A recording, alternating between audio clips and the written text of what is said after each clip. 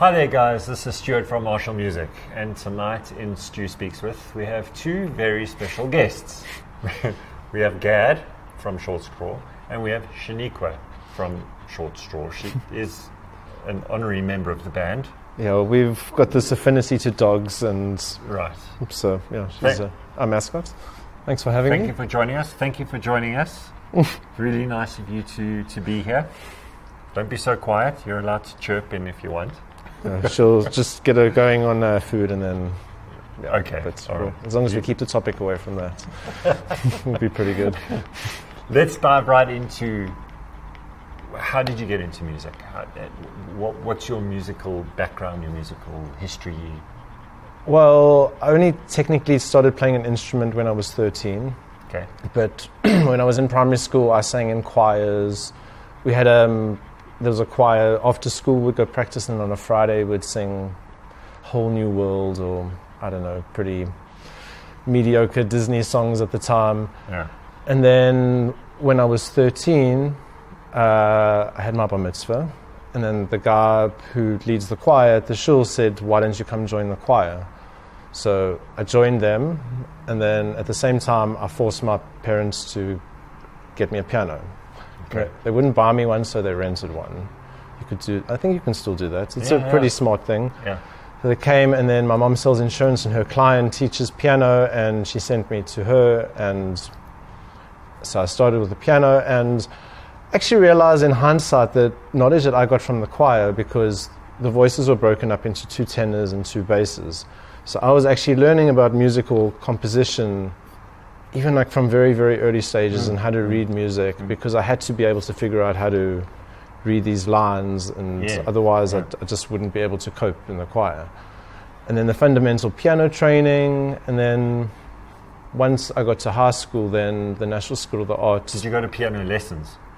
Yes, so I studied piano with my mom's, okay. the person that my mom sent me to. Yeah. Okay. So we did Alfred's course, very basic stuff. And then as soon as I got to high school, National School of the Arts offered a course at our school, and then I did music as a subject. And then from there, I just had lots of teachers. They couldn't keep a teacher, so I had about 7 or 8 different teachers. Okay. Which is actually quite cool. Yeah, picked up different things from... I picked up different things from each of the teachers, different styles. I remember one teacher was obsessed with the fake book, which was like a rip-off of the real book, but it was all these like pop standards. So I learned the skill of seeing chords and notes and being able to make a song from that. Yeah, cool. And another one said I looked like Chick Corea, so she made me play Chick Corea songs, which in hindsight is insane because those songs are 320 BPM and it was quite a challenge. Insane chords, yeah. But like I was pushed to do different things, and and then the funny thing is I didn't really put too much focus on practicing until after high school. All these things are kind of like stuck in my head, and then only once I left school I was like more motivated to actually sit down and play, and then eventually start to come up with my own songs. Okay. And early musical projects? My first, as soon as I started, I think I had a keyboard for maybe a year, which was right in high school. I was in a band called 3 Speed, which is my one friend that I'd known since nursery school. He was obsessed with REM and like early U2 and Pixies, Crash Test Dummies. I mean, all these bands that I still love, I picked up from him. So the band was like very smart songwriting. Great. I played the accordion in the band and like really interesting stuff like that. So you're probably the only accordion player in pop music in South Africa. Quite possibly. I know some guys are doing it now. Matthew Fink's playing. Now, I remember Matthew was like very jealous of my accordion at one point. It's a difficult instrument to play, isn't it? I mean, technically the one side is just like a piano. Yeah, but the other side. The other side is it's weird. It works in like fourth intervals, and there's majors and minors. I kind of try to figure out, but when I play it, I mostly just play the piano side and get away with just that. Okay. Some accordions just have buttons on both sides, and then I don't know what to do with that. Yeah. You're just guessing. And they're insanely expensive, aren't they? I remember there's this guitarist called Dexter. I'm sure I think he plays a slide guitar. Yeah. I'm sure you've seen him around. because I'd mentioned to him, I worked at this video store in Melville, this art house store, so we got like really cool guys coming in. And I just so happened to mention I'm looking for an accordion. And he's like, I saw one at a pawn shop in Northcliffe, and it was on Cresta. It was like very close to Northcliffe Corner. And I remember it was like $2,500. Oh, that's all right. And it was a Honan. I remember after I bought it, I saw a picture of the Pogues, and they had an accordion. And I'm like, yes. one. I'm like, yes. You look like the guy from the Pogues too. Okay, I'll Shane take McGowan. it. Yeah. Okay, cool. Yeah. I'll take it. I should have brought my accordion. Let's bring it out more often. It's gone a bit wonky, a key sticking out. I don't know who services accordions these days. I'm too scared to touch it. I'm just like, open things and springs go flying. I'm just got a habit. Inside, yeah, like what they do in the workshop up there. I'm like scared. Yeah. And then early musical influences. What were the bands you were listening to as a youngster? What has shaped? What artists have shaped you into being what you are today? Well, it's funny. Like I also think like what my parents listened to. A combination of that is it kind of like sums up what I listened to. So I grew up with my mom blasting Michael Jackson and Prince from the car. Yeah. Like there was even an instance she got into trouble with the diff scheme because she would play Sexy Motherfucker. And like the kids would love it and they'd tell their parents and their parents would be like, oh, you can't play our kids that. So it was that sort of like just funky sort of stuff. And then my dad liked like Belinda Ronstadt and Herb Alpert and like very laid back stuff. He listened to more talk radio. Yeah. Which I think now has come back. I listen to podcasts. I don't know. Yeah, it has. It has, yeah. So all these interests kind of filtered through, and then my mom was definitely a much bigger musical influence. Okay. Like Michael Jackson, I just was her absolute favorite, and she used to listen to that all the time. Now she loves Bruno Mars. Yeah, I mean, he's the modern Michael Jackson, isn't he? Yeah, I mean, exactly. Yeah. And then, like, I've got my cousin, and he introduced me to Blur and Metallica and a whole bunch of other indie bands. And then I just started... So you preferred Blur to Oasis? Oh yeah, I'm definitely a Blur guy. Okay. Yeah. And then at Siena I just started getting like Blender magazine, Maxim Blender came out for a while. I just really liked that, and then I'd have albums, top 100 lists. I really like that sort of thing, like top 50 songs in movies. And then I'd like, and at that time Napster was out, and then I could like go and download the song that related to, and then it started to like build my library in these weird ways. And then it was great to have access to such sort of eclectic stuff when they came out, that you couldn't get in CD stores. I mean, it's even easier now with Apple Music and all that stuff. But like the fact, I remember like I got a leaked version of the Offspring album when it came out, and it was just like the biggest deal ever. I mean, now and just not even telling people when they release stuff. Yeah. And then at what stage? How did the whole Shortstraw thing come about? How did they come about? And how did you join? So I had that band 3-Speed, and it became The Bang, and they kind of signed with this label called Chameleon Records, which Max Normal was on, but it didn't really work out. And I started this band called Scott with Isaac from Shadow Club. He was playing drums, and a dude Brian, he was playing guitar and singing, and we were kind of like this spoof 80s band. Like I played bass on the keyboard. Like I still use a Juno to this day, and it's got like this monstrous... The original one that I had, actually, the chipset warped a bit, so sometimes it goes out of tune. Okay. But the actual bass, I think it was a defect, but it was amazing. Like the bass tones I'd get, and like that became the band. Yeah. And Alistair saw us... We were only around for like 6 months. It was a very short-lived thing. We're still in talks to get back together, but one day, Alistair was a huge fan of the band, and then I went to AFTER with him. He was an editor, I was a sound guy.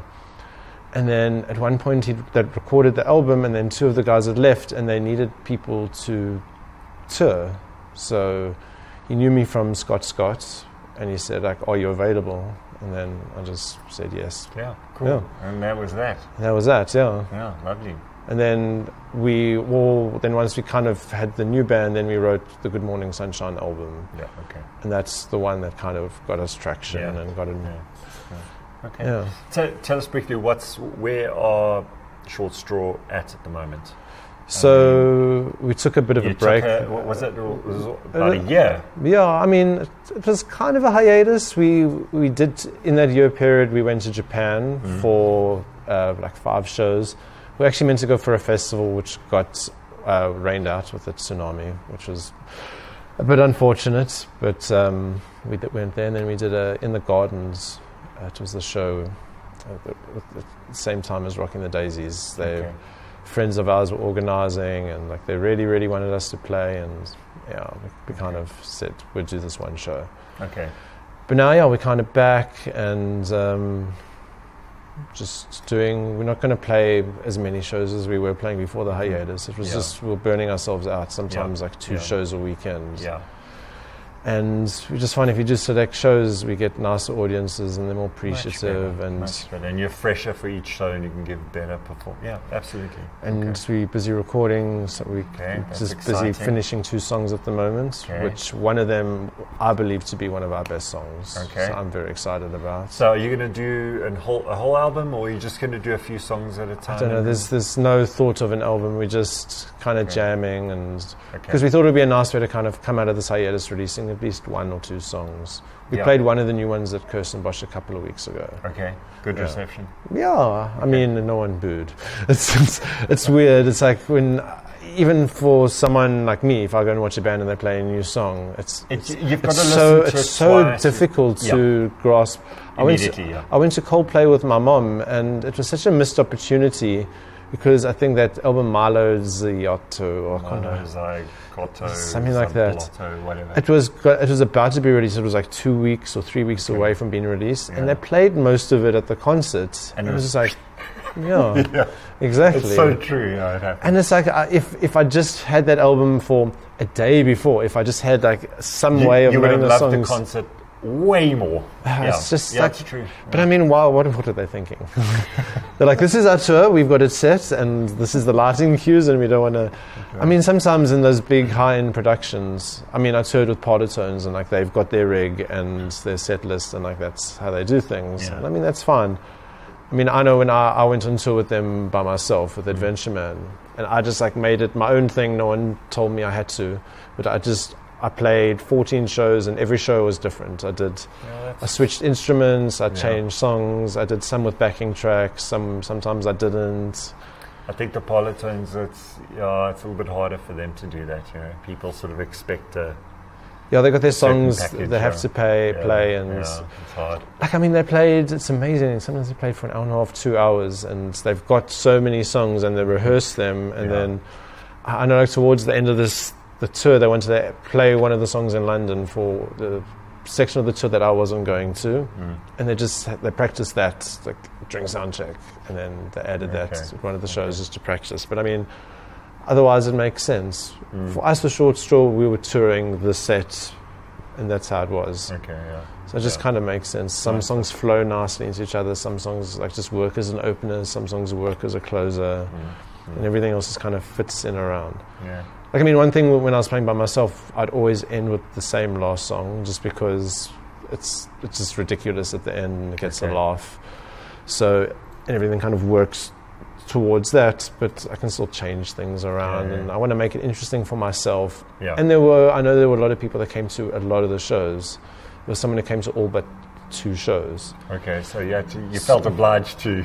I mean, and it's opportunity to play all of my songs because I was only able to play for half an hour, which is 7 or 8 songs, and I've got 23 songs. Well, tell us more about Adventure Man. What's the... So when did that come around? It kind of started just before I joined Shortstraw. My friend, it was after I'd left the Bang, and they became Cold or Candy Drop. They had a gig at Wolves, and they said, because I was kind of saying to people I want to start my own band. I don't know, like I think the only way to kind of get things done is just to put them out in the world, and then you feel that there's some pressure. If someone is expecting me to do this thing, then I'm going to have to do it. But if no one's even thinking I'm going to do it, then So anyway, he said, I'm playing the show at Wolves. Do you want to open? And I said, no man, I don't have any songs. I'm not ready. I thought about it. I'm like, no, this is stupid. It was like a month or so away. I'm like, okay, I'm going to do it. And I sat down and I wrote the first song that I ever wrote by myself, and it was about, at the time I was playing the Donkey Kong on N64, and I'm like, let me write a song about Donkey Kong. and like I didn't know, I'd never written a song by myself, so I did all this research on all the characters, and I just like wrote this love story. It's ridiculous, like totally for this different aspect of the game, and like that became like my first song. Yeah. So my first show I played 5 songs. It was that, I played 2 Scott songs, and then 2 covers, the Vaccines and someone else. And I don't know, just like, it was just a turning point. The fact that I knew that I didn't know that I could write a song, like up until that point. Like I knew that I wanted. To you for taking that on. I mean, thank you. I mean, it's bold. It's a giant leap. I mean, because I mean, I definitely like had elements of songs. Like I'd written lines and I'd written like things, and I had a notebook, but like nothing was ever sticking. And I just got into that point where I was like, I don't think I can write a song. So just that first song was the biggest leap, and then from there I was just like, oh, I can do that. If I can write a song about Donkey Kong, I can write a song about my dogs. I can write a song about Richard Parker, Life of Pi. I can write a song about cell phone games, and that's what all my songs are. They're about things that are in my direct vicinity. Because the one thing that was always in the back of my mind, someone said, write about what you know, and that's what I know. I know movies, and I know TV, I know pop culture, and I find a way of throwing all these things in. And it's fun and relatable, and and now the new market I'm trying to push is for kids. Tell us about that. You told me briefly about a little TV show with you and Shaniqua. What's I wrote a song about Shaniqua called Sorry Shaniqua. It got played on 5FM a little bit. I don't know how. It was just quite an awesome thing. And then I got a friend of mine to illustrate it basically as a children's book, and she did it, and I got some interest, but basically I need to extend it. The song doesn't work entirely as a children's book, so I've been meaning to rework it for a while. So I gave the copy that I had to my friend who's got a 2-year-old kid. I think he's about to turn 3. Yeah. And he says his kid makes him read the book to him like 10 times a night. It just got me thinking that there's definitely some sort of a market, and so I'm working on a pilot for a TV show. So it's going to incorporate my songs and me and Shaniqua, and kind of like Flight of the Conchords, very silly, very goofy. I'm going to get it together, and then so that's what I'm kind of working on. So songs for that. Rad. We'll be watching out for that. Oh, yeah, brilliant. We'll see how that goes. Cool. I ask all my guests to, is there any advice you'd give to guys out there who are, let's talk about songwriting, let's talk about getting into a band, let's talk about coping and dealing with being in a very successful band. I mean, you're saying earlier about you guys being burnt out from working too hard and lots of pressure on you guys. Any advice for youngsters in those sort of areas? Well, it can definitely be tricky and overwhelming. I mean, even for me, so when I first started Adventure Man, I was called King Dinosaur, and I just ended up changing the name for many reasons. But it's just Shortstraw became very popular, and then I had Adventure Man. And even being in Shortstraw, it doesn't mean that Adventure Man has any extra advantage in the industry. Like, sure, I've spent years like meeting people and knowing who books festivals and gigs and that sort of stuff. But for someone who basically doesn't know anything, there's different routes to go. You can get a publicity person. There's a couple of people. We use a lady called Rochelle Krause. She's fantastic. So, I mean, someone like her, she would be able to set you up with people in the industry, and it's an idea that I've actually been toying with as well for a while, to set up to be a sort of intermediate kind of person. Yeah, that's a good idea. Like a middleman. To kind of point people in the right direction. So someone who'd like find songwriters, and someone for appropriate people who knows, who has a catalogue or list of studios and that sort of thing. That's a brilliant idea. And it's all about how much budget people have, like how much money are you willing to spend. Like if you've got 50 grand, you can spend 20 grand fixing the song and writing it, 5-10 grand recording it properly, and then 20 grand pushing it to radio stations and getting it out. So it's like that sort of thing. Yeah, that's a cool idea. Do it. So it's happening. I'm busy putting a business plan together. Yeah. But yeah, it's a tricky thing because it's like it's something that needs to be done and I want to do, and it's like I find it so weird to put value to monetize things, but it's definitely like there's people who are in high school who don't know anyone in the industry. Like, what do they do? Yeah, they've got no. It's all about getting those connections. Yeah, they can sing. I don't know, and it's the sort of thing. If it's someone who I really, really like, I could work with them, or I could manage them, or something. So it has potential to be a label, to be a management kind of thing. Yeah, Adventure Man. Artist Incorporated. I think I'll name it after Shaniqua. Shaniqua Incorporated. Yeah, she's going to be the mascot. So yeah, we'll start the empire. But I mean, at this point, Shortstraw and all of us have always been open to help out new bands. We had this monthly at one point event called Boosh. Yes. So we would headline it, and then there'd be 4 or 5 bands, and we'd try get young bands on. A lot of bands who are playing in the scene now, they had some of their first shows at Boosh. Yeah, I wish more big bands would do that for the little guys locally. It's a problem that it's not happening anymore, and we're definitely going to have another Boosh soon. We're talking about it. Yeah. But we can't do them every month like we used to. Yeah, understood. But yeah. Gad, thank you. Thanks. Such a pleasure. Thank you. We've run out of time. Thank you for giving up your very valuable time to come. Thank you for having me. Yeah, it's an absolute pleasure. Where's Shaniqua? She's disappeared. Found a crumb somewhere. Okay. Thanks, guys. That's all for tonight. And we'll catch you guys soon. Cheers.